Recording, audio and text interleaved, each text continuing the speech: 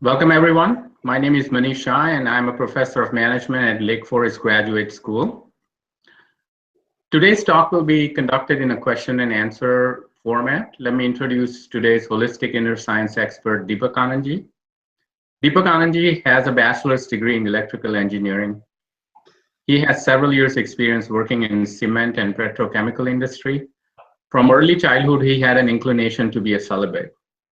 He received self-realization through the grace of self-realized holistic scientist Sri M. Patel in 1983. Since then, he has pursued his dream to work selflessly to spread the message of holistic inner science for the upliftment of the entire humankind. He has devoted his entire life to studying holistic inner science and visiting rural areas and cities in India, USA, UK, Canada, UK, Europe, Africa, Australia, and New Zealand, to spread the scientific understanding of life through holistic inner science. Welcome, Deepakanandji. Thank you so much for such a humble introduction. Thanks a lot. Today's topic is linked to happiness. It's about normal and natural living for happiness using the principles of holistic inner science. So Deepakanandji, I wanted to get started with a question for you. How can you distinguish between normal and abnormal living according to holistic inner science? Exactly. We'll try to understand what the holistic scientist Dada Bhagwan and his successor today, His Divine Holiness Kanu Dadaji, has so nicely explained this fact. Normality is perfection. It is true freedom. Normality is moksha, where moksha means experience peace, harmony, and bliss now, with final release or liberation from continuous rebirth and attain nirvana. They have called the normal human body temperature, they have recalled that the body normal temperature is 98.6 degrees Fahrenheit. And they have so nicely said any temperature above or below 98.6 degrees Fahrenheit is considered abnormal. What it means, you're not well. So when you are normal, you're perfect, you are healthy, you are joyful, and you are blissful. So simply it is said by the holistic scientists. Okay.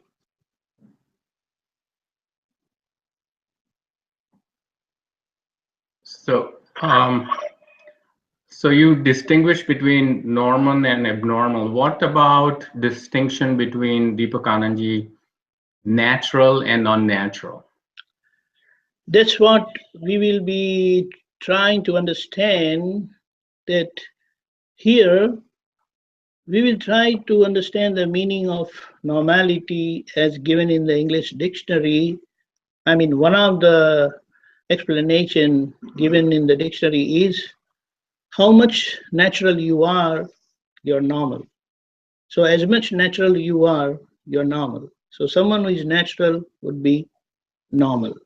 So when you're natural, you're normal, and then only you are happy, ever joyful and blissful. Just look around.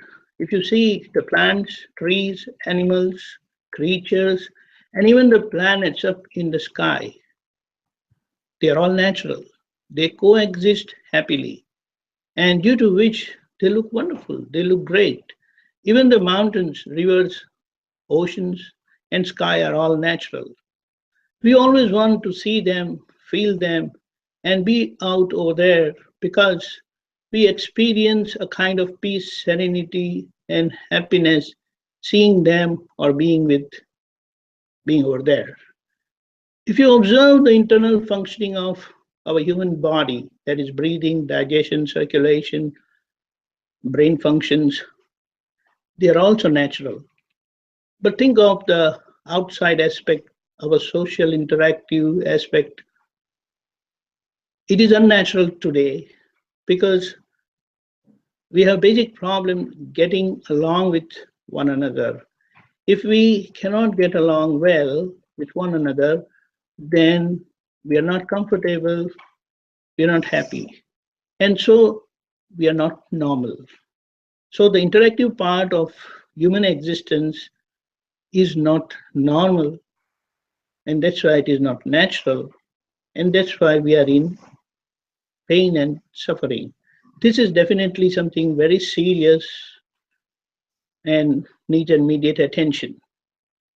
Just we want to highlight a justification which was given by Stephen Hawking. He said, while further seeking Einstein's claim of a final theory of everything as concept of unified field theory, which he said would be a combination of theory of relativity and electromagnetism, has explained how he came to know about Big Bang and black holes to the image of the universe with remarkable truths. In his success story, and the reason for that perfection is, he says that's how I learned to understand from what I saw.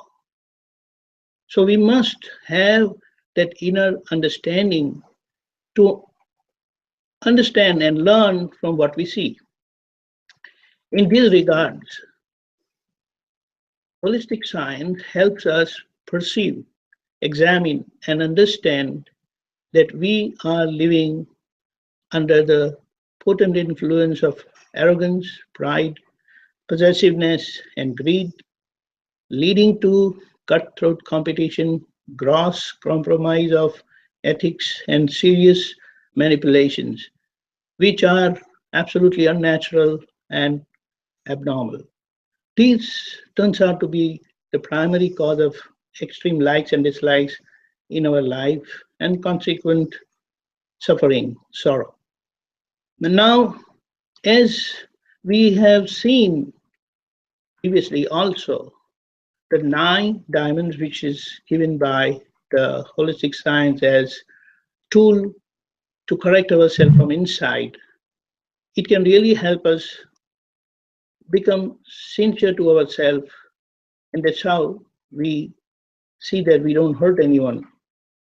So when one lives with such insincerity, not following the 9 diamonds, being violent and unnatural way of living, we end up hurting others. In turn, we definitely get hurt and make us suffer. So natural living would always make us happy, harmonious, and peaceful. That's how it is. So, Deepakanandji, thanks for expounding on natural. I think I'm getting feedback. So, what do you recommend as far as our daily routines in terms of natural and normal living? Like, what should we do during the day, or how should we start off our day to make sure that we incorporate normal and natural living in our daily life? Right, perfect. We should see, first of all, we all are living, and everything or anything that is living is very holy, very respectful, and divine. So everyone wants to exist, everyone wants to be happy, everyone wants to be healthy. So here we will try to understand the way we refer to uh, Einstein's theory of everything, wherein he wanted to say that everything is connected, everything is one, and that is answer to every level of existence. And if that is understood, we can expand that to our living form also. So we try to understand that the same thing can be explained, that the very fact that we humans are living, we are also natural like other beings, like how we talked about plants, animals, planets, and one that is natural is supposed to be normal too. Our bodies are all made up of matter. The same matter, truly the same matter what Einstein referred to. But since it is living, the holistic science has referred to that matter as live matter. And now, in this regards, holistic science teaches us how to cultivate positive vision, that is, positive understanding in our lives' most trying and formidable situations through the tools given by the science. What is the tool? It's quite simple, but we'll try to understand that. It says you are whole and so responsible for yourself, no one else. What goes around comes around. The science of cause and effect given by Newton's third law, every cause and effect are equal and opposite. Whatever that was caused out by us ignorantly gets discharged out naturally now through the live matter. So in any situation, I must look around who is suffering, and it is sufferer who is at fault.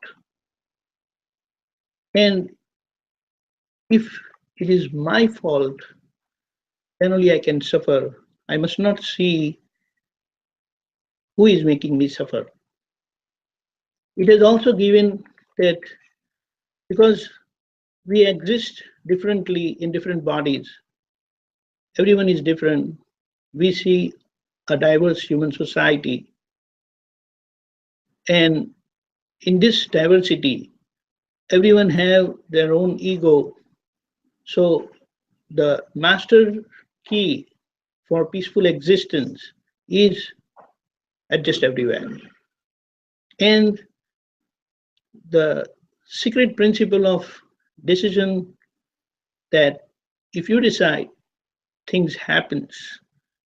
If you don't decide, things just don't happen. So we must make use of this tool of adjust everywhere so that we can coexist happily, harmoniously with all our relations. And with that, we'll be able to avoid clashes. So making us observe, understand, and experience that everyone we come across are all one, united in this visible diversity. And when we are one, united, we can neither hurt anyone nor even get hurt.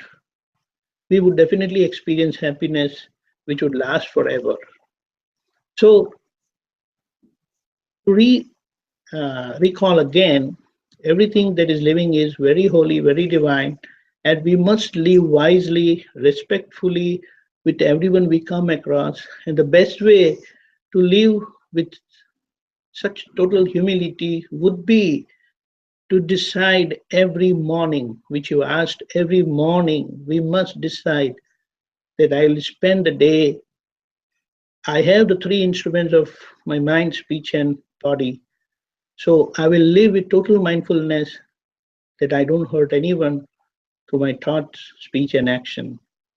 And by any chance I end up hurting anyone else, then I must acknowledge that right away, correct myself through forgiveness, and resolve not to do it again.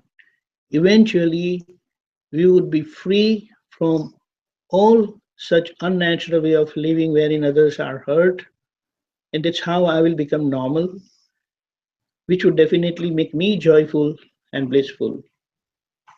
So when the individual changes, when the individual improves, a group, wherever they are, because man is a social animal, so he would be living with someone. So that's where his relations would improve there, and that's how it will expand to the world. So we must focus on our mind, try to remain impartial, remaining at the center through adjust everywhere tool with my own self, with the group, and with the world. Present moment is very important because I live now. I don't live in the future, past is gone. So I am now living, and if I live with this humility, perfect humility, that I don't hurt anyone through my thought, speech, and action, definitely I'll be blissful, ever joyful. And this is the secret, very simple, very much acceptable. Anybody can understand and anybody can follow. So this decision of not to hurt anyone through our mind, speech, and body would ultimately make our life safe. It will do the highest welfare to be natural and normal in this natural world.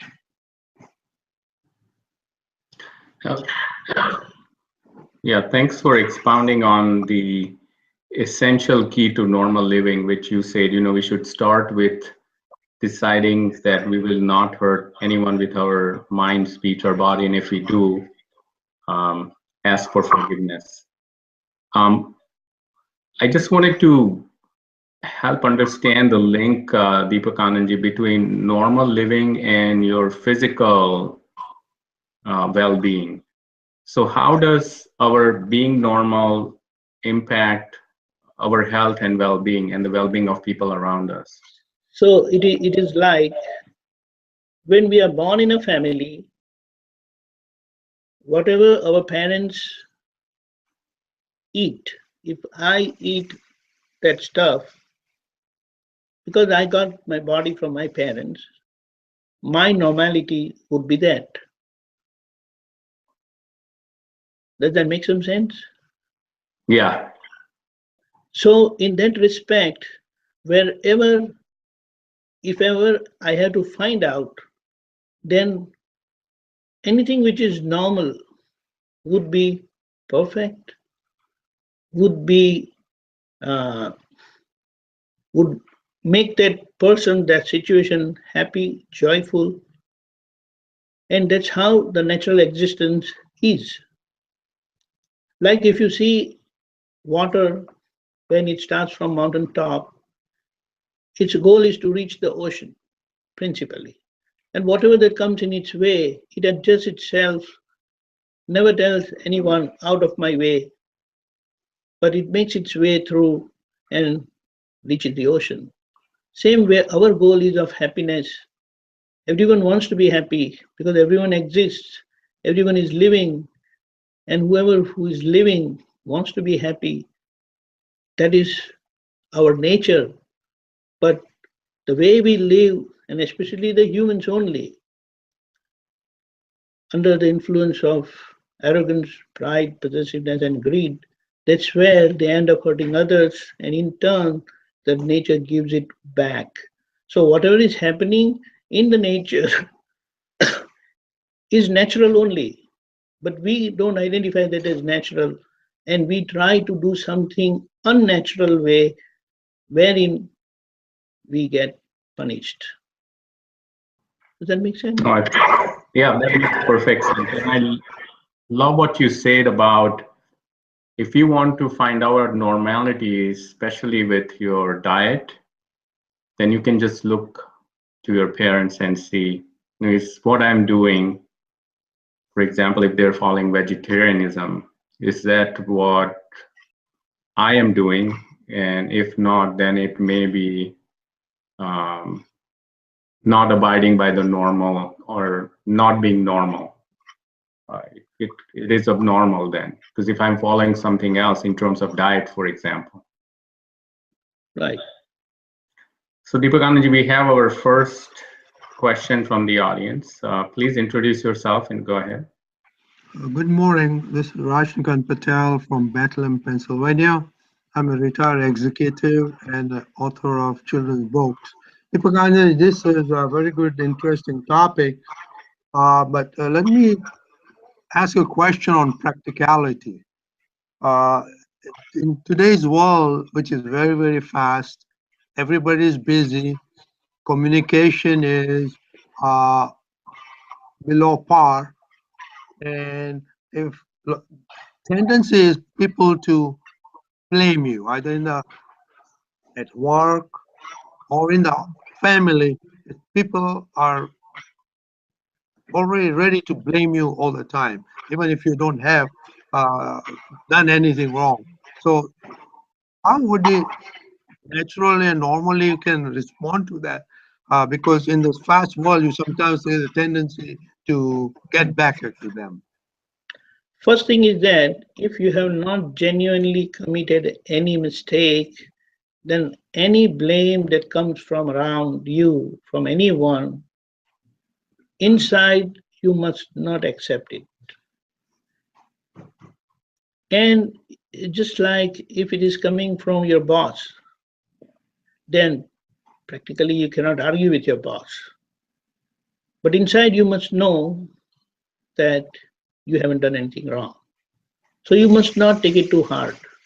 And because it is coming from your boss, at that particular moment, accept whatever he says.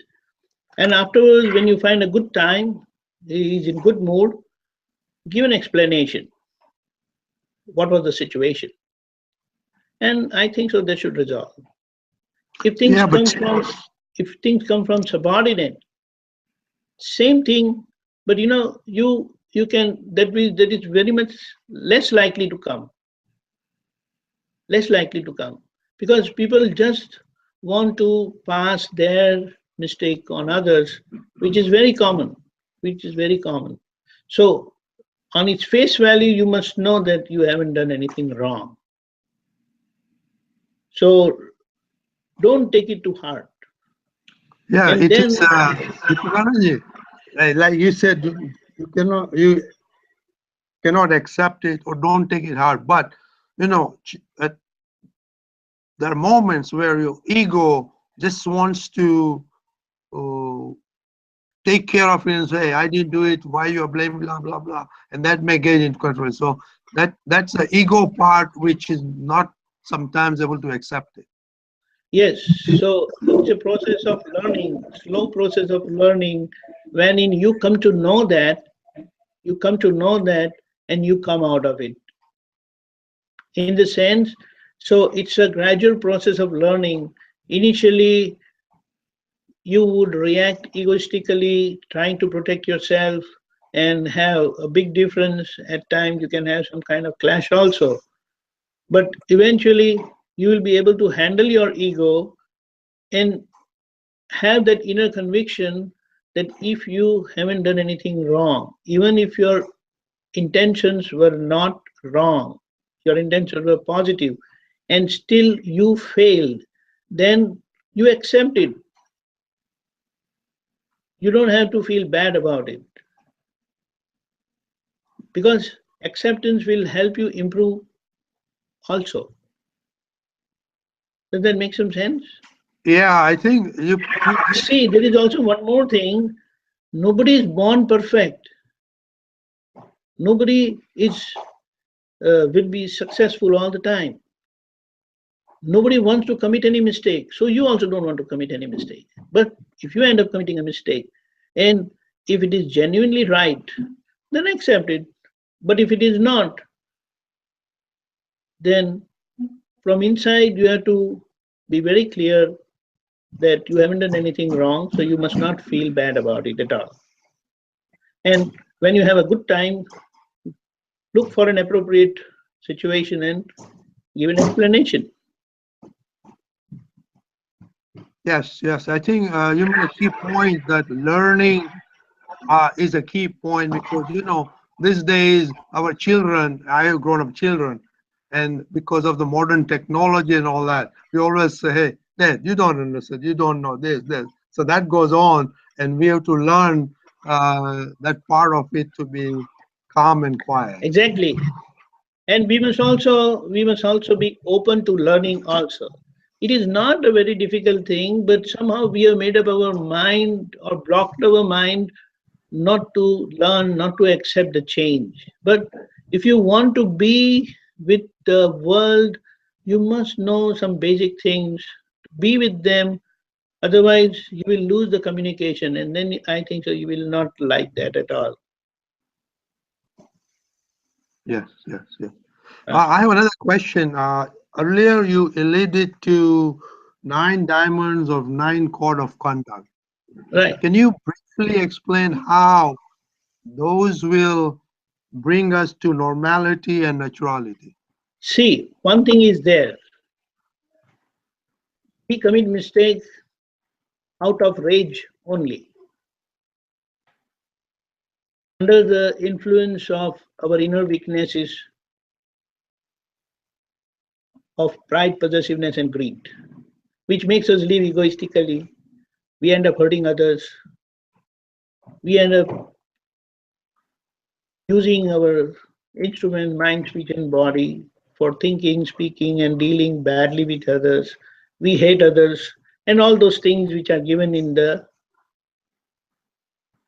9 diamonds. But when I decide that I want to live as per the 9 diamonds and use that as my projection every morning, then it will tinkle a bell inside me every time I cross any diamond. Does that make any sense? Yeah, yeah. Can Because you? when I decide that I will not hurt anybody's ego, then every time I happen to hurt anyone's ego, it will ring a bell inside me. Hey, you've done wrong. You've done wrong. And it will make me correct myself. Yeah. What it means, if I have decided to do something and I don't do, there is a natural machinery inside which cautions me, which alerts me inside that you're doing wrong. Does that make any sense? Yeah, yeah. But can you briefly talk about the 9 diamonds? So, first thing I understand, the first diamond is not to hurt anyone. Okay, we can say that. Let us see. So under the potent influence of these inner weaknesses, I wouldn't know, but inadvertently I will live such that egoistically that I hurt others. That's how I be crossing the first diamond. Second one, I end up hurting others' religious beliefs because I feel that whatever I think I believe and I follow is correct. So that is the second diamond. Third, I will not respect elders, religious preachers, saints, or nuns. So that's where I'll be crossing the third diamond. Then I, because I have gone one step ahead, I feel myself that I'm better than others and I start hating others. So that's how I break the fourth diamond. Fifth diamond is in relation to our speech. When I have this pride, I will try to protect my ego, protect my pride, and use abusive language or language such that others are hurt. So I'll be breaking the fifth diamond. If I'm already married, I'm not supposed to have any relations with any other person except my spouse. But because of my inner weaknesses, I end up doing that. That's where I break the sixth diamond. Eating only certain taste of food because I like that and I don't eat a balanced diet, it is definitely going to reflect on my health. That's where I break the sixth, seventh diamond. And imagine I should disregard towards others who are present or absent, who are living or dead, which is very common when two individuals get together, then they talk about the third person who is not present. Maybe that person is present or absent or living or dead. That's where I'm crossing the eighth diamond. And now I live such that I'm not taking care of my welfare and so also of others. Then I'm breaking the ninth diamond. So this is how I live insincerely to my own self by crossing these 9 diamonds everywhere. And when I pray, when I resolve to these projections of 9 diamonds, then every time I cross any of these diamonds, it will tinkle a bell and make me correct myself and resolve that I will live as per the 9 diamonds only. Thank you very much. So this is a good line for normality and naturality. Thank you very much. You're welcome. Okay, we have our next question from the audience. Please introduce yourself. Go ahead. Hello, Deepakanandji. My name is Mahendra Gosar. I'm from Chicago. Yeah. And my question is, in life you go through different situations, different stages, and specific. Let me give an example. So my question is more relevant. Is my daughter is going to college, and she's moving 3-4 hours away from us. She's starting her own life and living by herself. So as parents, we have raised her. She's been with us for 18 years. It's hard to see that person now not live with us. So how we understand that situation. I have been through that myself. But when it comes from the other side, now I'm on the other side of the table. How do you handle that, and how do you look at it? How you should be normal to maintain that same happiness and That's true, but with today's means of communication, I don't think so. Distance remains the criteria. Like you are sitting there in Chicago, he is in Allentown, Pennsylvania, the other person is in Madison, Wisconsin, I am in Toronto. So where's the distance? We're still talking as if we are just sitting across the table. But everyone have to come out of the psychology. This is because you had been around, your daughter was around with you for like 18 years. Every day you see her several times, and now you don't see her physically. So there would be a natural tendency. But you know why we get affected? We keep talking, we keep saying, she has gone, she has gone, she has gone. That itself creates a kind of psychology. So what you must be doing is don't say those words, those negative words. It will start affecting you. And if it affects you, then it will affect your wife also. It will affect your wife also, which is not right. So don't say those negative words. And wherever you feel that you want to talk, she's not that far. I am sure that she's just one call away, isn't she? yes, Do you understand? Mm-hmm. Yeah. So first thing is that those thoughts will come. She has gone, she has gone, she has gone. But where is she gone? She may be 2 hours away. And if you feel that by road it is 10 hours, then you say that, oh, by flight she is just 1 hour away, 1.5 hours away. Do you understand? It always depends upon how you see things, how you perceive makes you feel like that. Do you understand? Yeah, definitely. That's Yes, so this is how you must do plus minus with your mind for your own stability. Okay? okay. That That's the helps. first thing. That's the first thing. And if you think, if you get negative thoughts, then see that, sorry, I need to connect my power.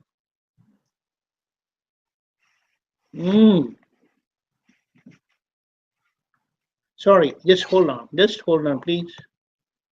No problem. Oh,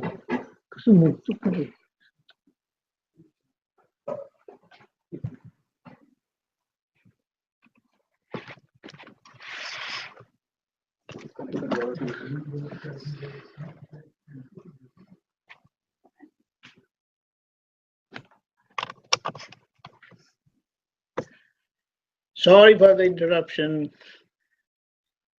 My laptop needed power. So that's how you must see that you keep yourself connected, and any negative thought that come, pray positively for her safety. Okay? Yeah, but when she was with us, we were able to see her. So We were able to see again her, I see her. repeat, But there is again this repeat. anxiety. That's what I'm saying. Again I repeat. Don't keep saying she has gone, she has gone, she has gone, she has gone. It is Yes. going to create a lot of psychological effect on you. And it can happen with anyone. It can happen with anyone. Makes That's sense. how you must see. It's like, as such, she's not gone that far also. But it's only our psychological effect that she has gone. And when we keep saying that, it has a negative effect on you. Understand? Yeah, that makes sense. Yeah. And plus, there is no communication is there, as you said. So it's there. Yes, very much. And with today's media, the video calls and all that, like what we are doing now, where am I? Where are you guys? And we are still communicating with each other as if we are talking and across the table. Okay, makes sense. Yeah, Thank you. you're welcome.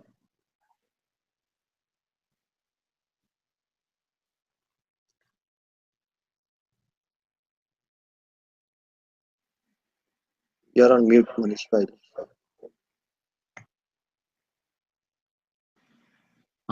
Thank you, Deepakanandji. We have last question from our audience. Please go ahead.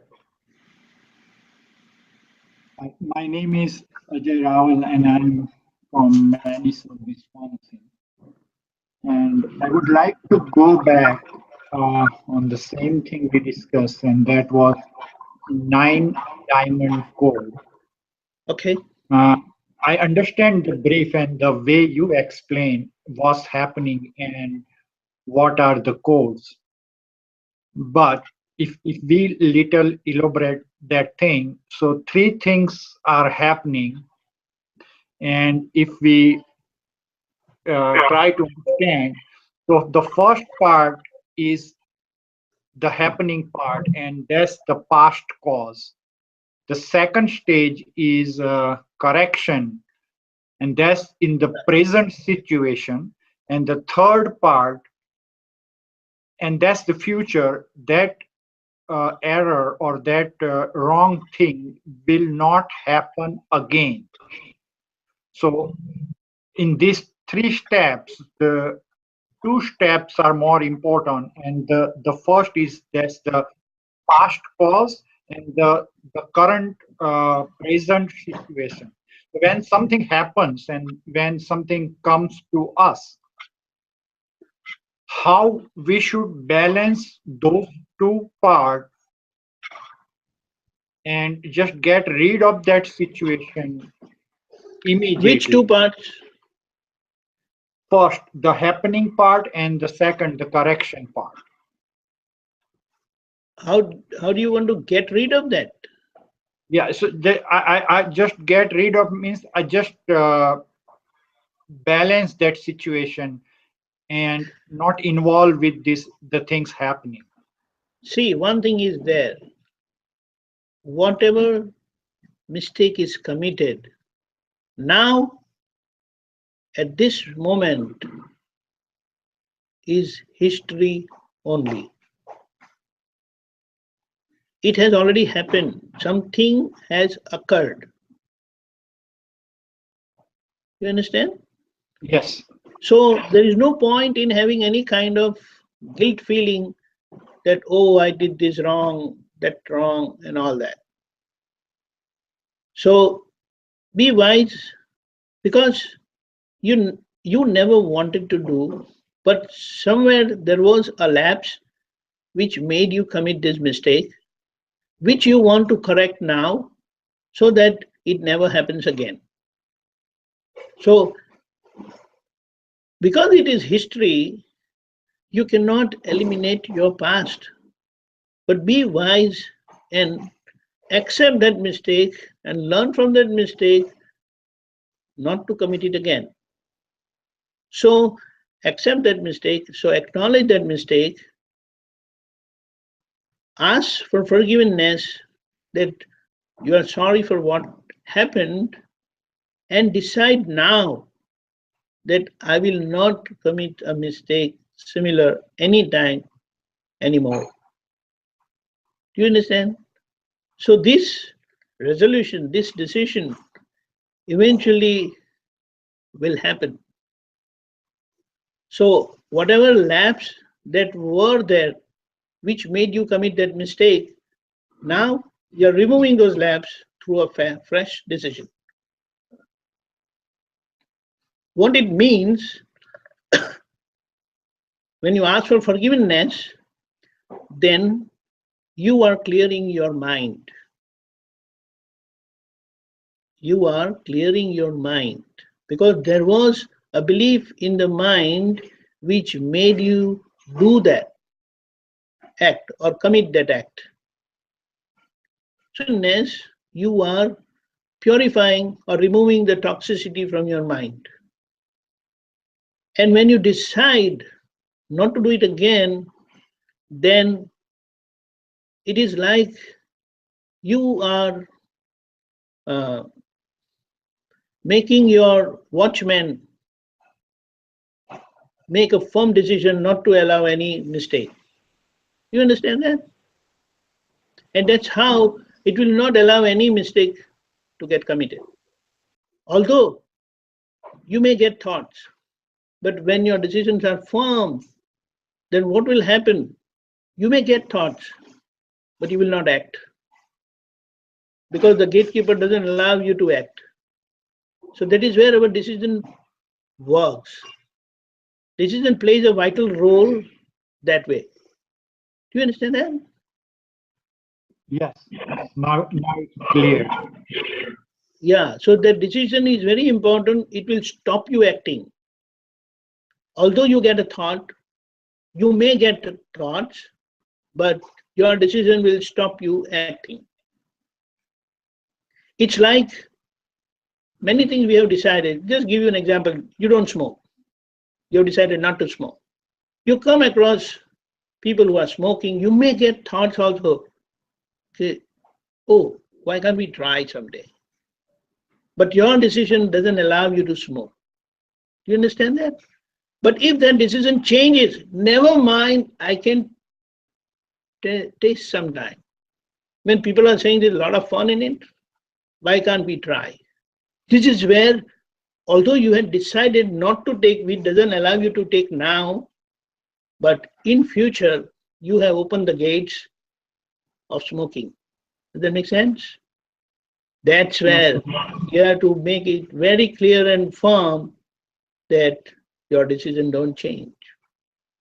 So forgiveness clears or purifies our mind, and resolution reinstates our decision and make it firmer, stronger, fail-safe, not to commit that mistake again, ever again.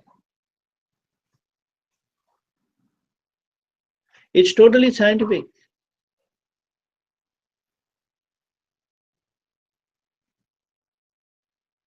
Okay. Yeah, I think this, Deepakanandji, thanks for everything. Thanks for expounding on normal and natural living as it relates to the principles of holistic science. I think one of the big takeaways from this is we should at least take the first step of resolving every day when we start every day is that we are not going to hurt anyone with our mind, speech, and body. And if we still end up doing that, then ask for forgiveness. And that is a quick, simple, but highly effective way of bringing us back to normality. And then, of course, you mentioned how normality also is related to our physical well-being, not only just mental well-being. So thanks again for expounding on how normal and natural living links to happiness.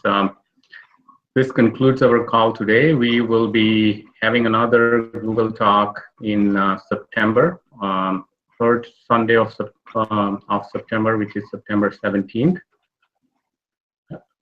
Thanks everybody for joining, and we'll see you next time. Good morning. Thank you, everyone. Deepakanandji. Thank you, everyone, for giving this opportunity.